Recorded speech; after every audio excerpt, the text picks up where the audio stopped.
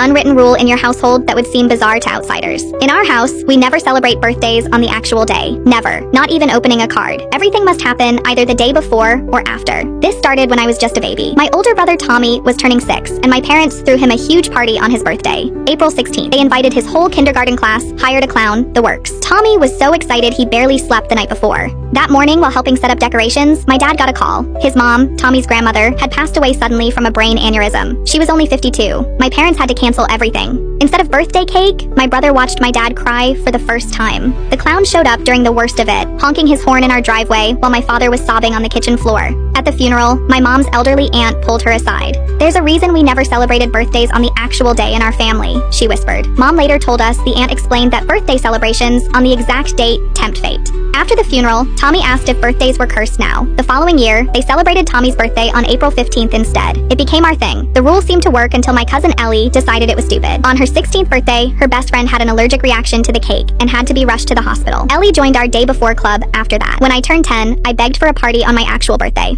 All my friends had theirs on the real day. Mom hesitated, but finally agreed. That morning, our dog Rex got hit by a car. I found him myself, lying in the road. We spent my birthday at the emergency vet watching him die. After that, we became religious about the rule. My dad, originally the skeptic, became its strongest enforcer. He'd mark our calendars with the celebration day in green and the actual birthday in red, like a warning. My sister Rachel was born when I was 12. The doctor wanted to induce labor on March 20th, but that was her actual due date. Mom refused. The doctor thought she was crazy until his equipment malfunctioned on the 20th. Rachel was born safely on the 21st. In high school, I secretly accepted a gift from my boyfriend on my 17th birthday. By afternoon, he was caught cheating with my friend in the band room. Even my dad's job interview got rescheduled from my brother's actual birthday to the day after. The interviewer had an emergency. Dad got the job. In college, my roommate thought our tradition was ridiculous. "It's confirmation bias," she explained. "Bad things happen every day. You just notice them more on birthdays." To prove her point, she organized a surprise gathering on my actual birthday. Within an hour, the sprinklers went off, ruining everyone's laptops and textbooks. Only my stuff survived because I'd kept everything in waterproof bags,